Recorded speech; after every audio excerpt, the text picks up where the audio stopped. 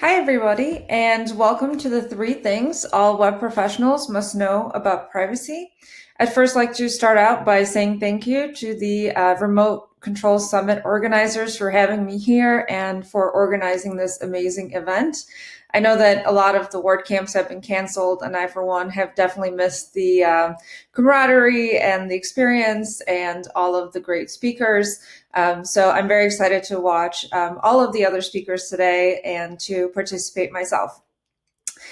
So before we move forward, I would like to say that more and more states are pushing privacy laws forward because of consumer interest. And these privacy laws, either the existing ones or the ones that have been proposed, if they pass, they will affect your clients and you regardless of where you're located or where you do business. So I hope that this talk will be informative and helpful to you guys to kind of help demystify some of the things that are going on in privacy and hopefully make this a much more understandable topic for everybody. So my goal today is to talk to you about three things. So which websites need a privacy policy, why privacy policies are important, and why you should be the one to talk to your clients about privacy. A little bit about me and why I'm here and why I'm qualified to speak about this topic. I'm a data privacy and technology attorney. I'm licensed in Illinois. I'm also a certified information privacy professional and the president of Termageddon. Termageddon is a software that generates privacy policies, terms of service, and more. And we've generated thousands of these, and I'm the engineer behind the policy questions and the text. And I also keep track of changes to privacy laws so that I can push updates to our clients' privacy policies whenever the laws change. I'm also the chair of the International Association of Privacy Professionals, Chicago chapter. And I'm the newsletter editor for the American Bar Association's e-privacy committee. Now, even though this is not necessarily really related to privacy or relevant, I'm also a beekeeper. This is me and my bees. So I'm very excited to continue this tradition going on into the summer here. And, you know, if you ever want to talk bees, I'm here. So let's start out with part one, what websites need to have a privacy policy. There are a lot of misconceptions with this one. So a lot of people think that you only need a privacy policy if you are sharing data, you only need a privacy policy if you're selling data, or you only need a privacy policy if you're an e-commerce website collecting financial information. And unfortunately, all three of those are just simply not true. And so let's go into what websites need a privacy policy so that you can recognize when a website that you build or even your own website needs a policy. So there's really only one definition here. I'm trying to keep these to a very minimum because it's already kind of a dry topic, or it can seem like a dry topic. So I'll keep definitions to a minimum. But any website that has a contact form collects personally identifiable information, or PII. PII is any data that could identify somebody. So for example, name, email, somebody's phone number, or physical address.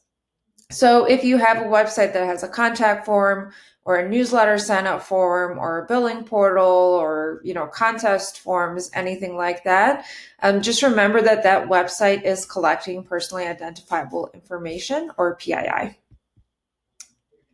And if you don't remember anything else from my speech today, I do hope that you remember this. This is really the most important part of this presentation. And it's the fact that any website that collects PII needs to have a privacy policy on it. So when you're building a website, you're building a contact form, a newsletter sign up form, anything like that, that light bulb should go off in your head then saying, okay, this website needs to have a privacy policy. And that's really the best way to tell whether a website needs one. Now, why does the collection of PII matter? I'm definitely one of those people that if you tell me to do something, if you explain to me why, there's a much higher chance that I'll do it. So I thought that this was very important to bring in as well, because if I say, oh, it just needs a privacy policy and you don't know why, you just won't connect that. So why does PII collection and privacy matter? So privacy laws regulate the collection and use of PII. And privacy laws require websites to disclose certain things. So, for example, what PII is collected, what is done with that PII, and who that PII is shared with. Now, those disclosures are made in the privacy policy, right? So that kind of makes sense. If you have a privacy policy, that's where the user would go to learn these things. And privacy laws require you to disclose those things to the user so that they understand your data collection, use, and disclosure practices. Now, to be clear, there are a lot more things that privacy laws require you to include. But these are really just the bare bones. The most important thing that privacy policies have is, what PII is collected, what you do with it, and who you share it with. Now, there are some laws in the United States and the European Union that apply to the collection of PII by websites. So the first one is the General Data Protection Regulation, or GDPR. Now that one, I'm pretty sure that most of you have heard about it. A lot of companies were freaking out about this law in 2018 when it went into effect. And it's been heavily enforced since, which has been pretty interesting to see. But GDPR applies to businesses that are located in the European Union, businesses that offer goods or services to EU residents, regardless of that business's location, and businesses that monitor the behavior of EU residents, regardless of that business location as well. We also have the California Online Privacy Protection Act of 2003, which applies to websites that collect the PII of consumers located in California. And again, that's regardless of where your business is located. So if your website has a form that people from California could potentially fill out, that's when you need to make sure that you're complying with this law. The California Consumer Privacy Act, or CCPA, this one went into effect on January 1st of this year, and is going to be enforced starting July 1st of this year as well. Really interesting tidbit about this. The California Attorney General who enforces this law was actually recently interviewed, and he said that they will not be pushing back the enforcement date any later than July 1st because of COVID-19. They said they're still going to enforce this law. And he actually even said that they might start enforcing it before July 1st, which is definitely interesting. And I'm not sure how great of an idea that is, but it's the Attorney General, so they make those choices. The California Consumer Privacy Act applies to any for-profit business that has annual revenues of $25 million or more, annually buys, receives, sells, or shares the PII of 50,000 or more California residents, households, or devices, or derives 50% or more of its annual revenue from selling the PII of California residents. Now, what's important to note here is that even though all of those thresholds seem like they're large business only, which is the case, a lot of larger businesses have to make sure that their vendors comply with the CCPA, because vendor management is a huge part of CCPA compliance. So if you do business with larger companies, make sure that you read the contract and whether or not the contract actually requires you to be CCPA compliant, because it's not necessarily just what is imposed by the statute. You could also need to comply with the law just based on your contracts with your customers. And then finally, we have the Nevada Revised Statutes, Chapter 603A, which applies to commercial websites that collect the PII of Nevada residents and enter into a transaction with a Nevada consumer, or has sufficient nexus with Nevada, or purposefully directs its activities towards Nevada. So if you have any customers in Nevada that you enter into transactions with, you need to make sure that you're complying with this law. This law was recently amended late last year. So there are new disclosures that a privacy policy needs to make based on that law. Now, one thing that a lot of people don't understand about privacy laws is that these laws were created to protect the consumers of a particular state, country, or region. These laws were not created to protect businesses. What that means is that most privacy laws that are either currently in place or that have been proposed can apply to businesses outside of that state. So for example, with CalOPA, if your website collects the personal information of California residents, you need to comply with it. It doesn't matter whether or not your website is based in Illinois or any other state. You still need to make sure that you're complying with this law. And the same thing applies to other laws as well. So if you're not located in the EU, California, or Nevada, that does not mean that you're off scot-free and don't need to worry about this. You could be subject to these laws as well. Now, other states are proposing privacy bills. Ever since the Cambridge Analytica scandal, we have seen a lot more consumers being a lot more interested in their data privacy rights. And all of these consumers are pushing their state legislatures to come up with their own privacy laws. And so we have over 12 states that have proposed privacy bills.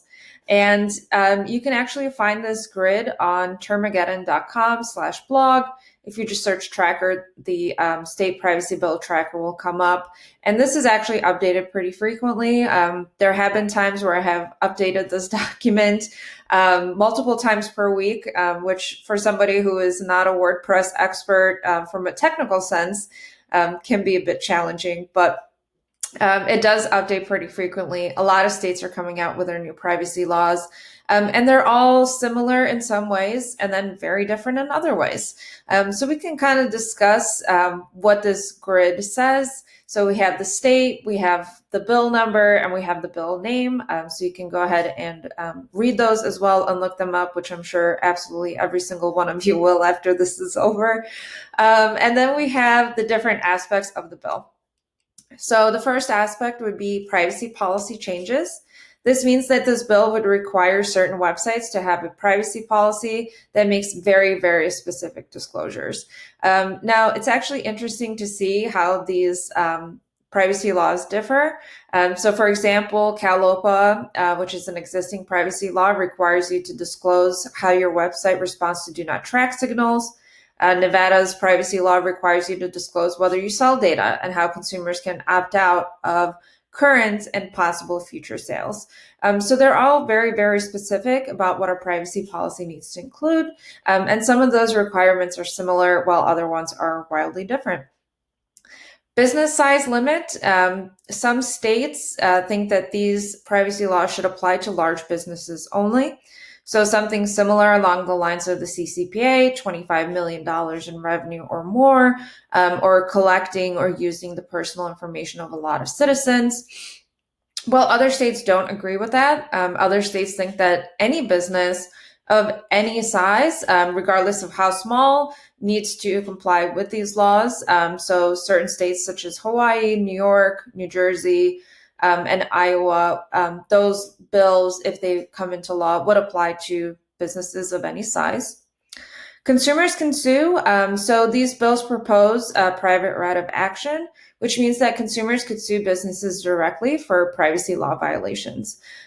With the current laws that we have in place, the state's attorneys general, the Federal Trade Commission, and data protection authorities, those are the people that enforce these laws. So enforcement really depends on number of complaints or severity of complaints, or just basically what kind of business they're looking into this week on a random basis. If consumers can sue, that would obviously open up the floodgates in terms of litigation. Most of us have seen this with Americans with Disabilities Act. Consumers can sue businesses directly under the ADA for violations. So we have seen hundreds and hundreds of lawsuits being pumped out. And that's something that we would expect to see in privacy as well if consumers had a direct right to sue businesses. The right to access data means that a consumer could ask a business to send them the data that they have. So, I could call up Facebook and say, all right, send me all the data that you have on me, and I can review all of that data. Right to delete data would be the right to ask a business to delete my data. Right to correct data, I have the right to ask them to change incorrect data. So, for example, if they have my name misspelled, I could contact them and say, hey, this is the wrong spelling. Please change it to this. Right to opt out. Almost every single state has that. And that was actually really interesting because you would have the right to opt out of sales of your personal information. If you've gone on some more popular websites, if you scroll to the very bottom by the privacy policy, usually you will see a do not sell my personal information link. And that basically means that they're selling your data. And if you're a California resident, you can opt out of that sale. But if you're a resident of any other state, you probably don't have that right unless the business has chosen to provide it to you. So, under this, citizens of multiple states would now have the right to opt out of the sales of their personal information. Opt-in consent required. It's interesting to note that none of the US-based bills talk about this, but this is a very common practice under GDPR, where you have to consent to having your data collected. Unfortunately, we don't have that concept in the United States. It's less of asking for permission and more asking for forgiveness here. Right to portability means that you could ask a vendor to take all of your data and send it to another vendor. So, for example, their competitor. And this one has been a highly contested provision, especially because it could potentially break up some social media monopolies, as some people allege them to be, because it would not be as hard to switch your social media from one platform to another if you had the right to ask the company to send all of your data over to their competitor. Against automated decision making means making decisions through mechanical means only without any human intervention. So some privacy laws want to put a stop to that. Imposes fiduciary duty. A fiduciary duty is a duty to take the best care of the data of your customers as you can. We see this in New York's proposed bill, which is kind of telling because New York is a very financially regulated state, and a fiduciary duty is something that comes from financial regulation. So it makes sense that they would put that in there. Prohibits discrimination. That one means that if a customer has exercised their privacy rights, you can't treat them differently from a customer who hasn't. So, for example, if I've asked you to gain access to my data, you can't just all of a sudden charge me $100 more for my account just because I exercise my privacy rights. And then the right to be forgotten is basically a right to be taken out of certain articles and things like that. So if those are not accurate, if they're, not what you want them to be, you could potentially ask that article to be deleted or delisted. But all of these proposed bills do have certain similarities. For example, they can all apply outside of state lines. So if you're not in one of the states listed here, those bills could still apply to you in your business. They all have unique requirements for what privacy policies need to disclose. And then some of these would apply to all businesses, no matter their size. So you might be thinking to yourself, all right, there's privacy laws that could apply to me, but what would happen if I didn't comply? Privacy laws do impose very heavy fines for noncompliance, and those fines can range from $2,500 per violation to 20 million euros in total. Now, per violation does not mean per day or per policy. It actually means per website visitor whose privacy rights you infringed upon. So let's say you have 500 visitors per month to your website, 100 of which are from California. You could be fined 100 times 2,500. So that can really add up very, very quickly. Also, what's I think is very important to note is that some of these bills have significantly higher fines, so $5,000 per violation, $7,500 per violation, and it's just very strict per violation. It doesn't take into account any other circumstances, unlike GDPR, which is a much more flexible framework.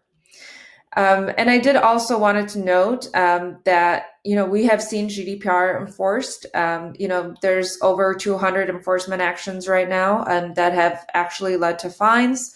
And there's dozens and dozens and dozens more that are currently being investigated, and that the fines will come later. We've seen the fines being imposed on very small companies. So, for example, marketing a company of one has seen a 60,000 euro fine. And we have also seen these imposed for violations of just one person's privacy. So it's not necessarily the privacy of 10,000 customers or 1 million consumers or anything like that. It can be something as small as one consumer. So this law really is not just for fining Google and Facebook, even though those are the ones that we hear about because they're in the news. But I do encourage you to look up GDPR enforcement tracker on Google after this talk, and you can really see how many fines have been issued, some of which really, really steep for one violation. So it's important to remember that these privacy laws are being enforced. After the July 1st enforcement date for the CCPA, we should see a lot more enforcement here in the US as well. All right. So there are other reasons for caring about privacy other than, being fined. There are a few really interesting studies that have come out recently. So a study by Cisco found that 70% of organizations say they receive significant business benefits from privacy, including saved time, reduced cost of data breaches, and things like that. A study by Amnesty International found that privacy concerns are having a major impact on people's online behavior. What that means is that if somebody goes onto a platform and they don't feel like that platform adequately respects their privacy rights, they will leave that platform, which is obviously something that small businesses don't want. A different study by Cisco also found that privacy concerns can slow down the sales cycle by an average of 7.8 weeks, which is a really long time in a small business setting. Nobody wants to lose business or have business be delayed by 8 weeks because of privacy, right? Because it's a pretty easy problem to solve. And consumers are more and more vigilant than ever about the collection, use, and sharing of their data. So before the Cambridge Analytica scandal came out, there were a few of us who were concerned about privacy online, which was mostly privacy attorneys and, sometimes people with tinfoil hats on. But that has really changed since that scandal. I think people are getting higher and higher awareness of how their data is used and who it's being shared with, or even just the fact that they don't know who that data is being shared with. So consumers are very vigilant about this topic right now. They're willing to leave platforms that don't respect their privacy, and having a privacy policy is the best way to show that you do respect their privacy, because you have a document that details your collection, use, disclosure practices. And it will answer a lot of questions for them. And it will also make sure that you don't get any negative press.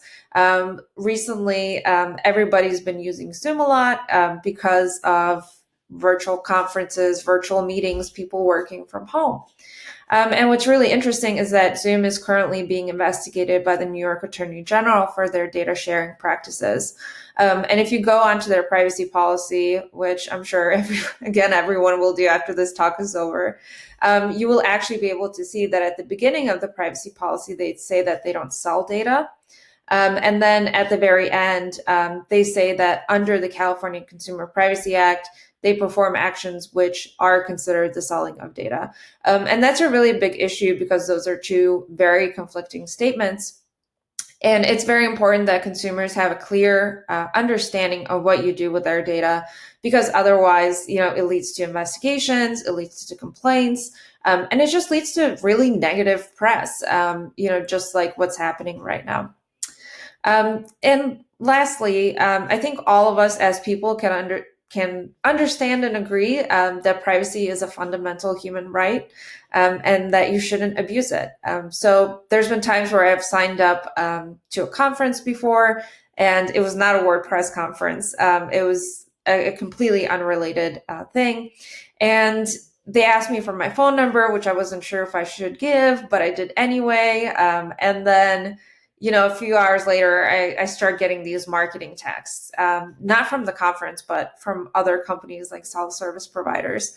And, even somebody, I am in the technology field, but I'm an attorney. So I can tell, right? Even I can tell that my phone number was probably sold to somebody who then decided to text me. And after that, I did not provide my phone number to a conference ever again. So I think that, consumers can tell when their privacy is being abused.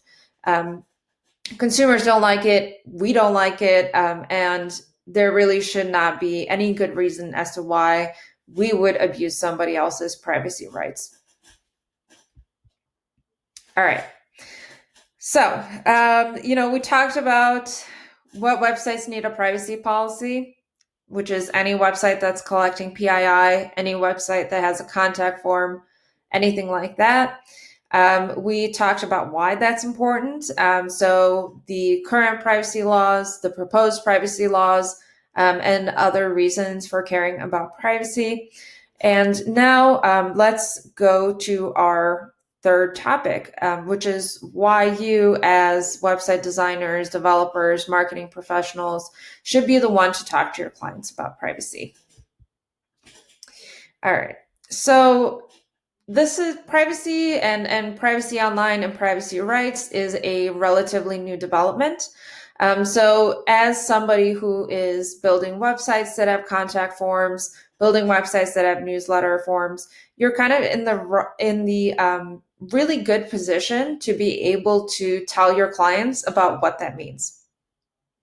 So when you're building a website, when you're building applications, things like that, that really should be the time where you would inform your clients, hey, I know you're collecting PII. I really think you should look into getting a privacy policy. And this is why. So it makes you look proactive and professional. There are a lot of web designers and developers out there. Somebody who is aware of industry trends will usually look more proactive than somebody who's not. Help you stand above your competition. Again, agencies that don't care about privacy, don't care about the Americans with Disabilities Act, don't care about just basic compliance in general, will really fall to the wayside just because business owners are looking for somebody who can give them the whole package, right? Who can give them a good website, but can also give them advice. So you don't really just build a website and just kind of let it go and say there's nothing else you need to do. You're totally and completely done. Usually we'll tell them about maintenance. You'll tell them about SEO. You'll tell them about the importance of good copy or the importance of blogging. And we all know that having a website is a continuous process to try to improve it, to try to get better. And telling them about these compliance things, about privacy policies, will really help make sure that you stand above the agencies or freelancers that don't do that. Improves client retention and loyalty. That's kind of very similar as well. Establish yourself as a trusted advisor, establish yourself not necessarily as a consultant, but somebody who can talk to your clients about more than websites. And clients always appreciate that. And then it can also help document this and protect your agency. Sorry. So a little bit about that, documenting this and protecting your agency. The truth is that people love to blame others for their own failings. Even though it's really up to your client to make sure that their website is compliant, that their business is compliant, and that they're following all of these rules. If you don't tell them about this and then they get fined, they could end up blaming you for their own mistakes, which is unfortunate, but it happens. So making sure that you document this in writing, saying, I told you that you collect PII on your website, and I think that you should look into getting a privacy policy. And then, if the client says no, that's okay. That's their choice to not be compliant. But then you'll have it in writing, saying that you did tell your client about this, that they did understand the risk, and then they chose not to do it despite of your advice. So if you are looking to get a privacy policy for yourself, if you are wanting to talk about privacy with your clients, when would be a good time to do it? So really, when coding new projects is the best time to do it if you can. It's a great time to put that extra thought into your proposal. It's a great time to put that extra cost of putting a privacy policy and a terms of service on the website. So really, that's when it would be the best to do it. Before launch is a good time to do it as well, because after launch, that's when the website is already collecting PII. That's when it's already non-compliant. So before launch is also a really great time to do it. Just make sure you don't wait too long. Don't wait too long and do it too early before launch, because that could potentially delay launch if your client's using a solution that takes forever to create the policy. You could also do it in your maintenance plans, just an extra value add. If you really want to make sure that your clients are protected, just do it now. There really is the best time to do it would obviously be quoting new projects or before launch. But if you haven't done that in the past, because it's something that really wasn't that important in the past, and really wasn't something that was enforced in the past, now is also a great time to do it. All right. So where can you get privacy policies and other policies in general as well? Your first choice is attorneys. A privacy attorney can write a privacy policy for you or your clients. It's a great option for really big clients or clients that need special compliance, because it's an expensive option. Clients that need HIPAA compliance or clients that are collecting personal information of children under the age of 13 will probably need to speak to an attorney about this. If you are working with an attorney, make sure that attorney is a privacy attorney. Some business attorneys will try to write privacy policies, but privacy law is highly specialized, and it's fairly complex. So a regular business attorney might just not be completely aware of all of those requirements. When you are working with an attorney, make sure to ask them what their strategy is to keep your privacy policy up to date with changing laws. Some privacy attorneys might not undertake that job at all, while other privacy attorneys might charge you extra. So you could end up with, $5,000 for privacy policy to start, and then you would end up, with $2,000-$3,000 a year or more potentially in keeping that policy up to date. So it can get expensive quickly. So make sure to ask your attorney what their plan is for keeping the policy up to date, and what their charge for that would be. Your second option is generators. Generator is a software that asks you questions about your website. So generator will ask, what's your website's URL? What information do you collect? How do you use it? Who do you share with? And other questions to make sure that all of the bases are covered. And then it will create a privacy policy for you that is based on your answers and on your needs. Generators are a faster or more cost-effective solution. You can usually get a privacy policy for under, $200, $100 a year. And those can work for the majority of your small business clients. So it's a really great option that's not expensive, and that some generators will keep your policy up to date when the laws change at no additional cost. So just make sure that that's included, and make sure to check their history, make sure that they've done updates in the past. All right, so I will be in the Remote Control Life Summit Facebook group after this to answer any questions that you might have.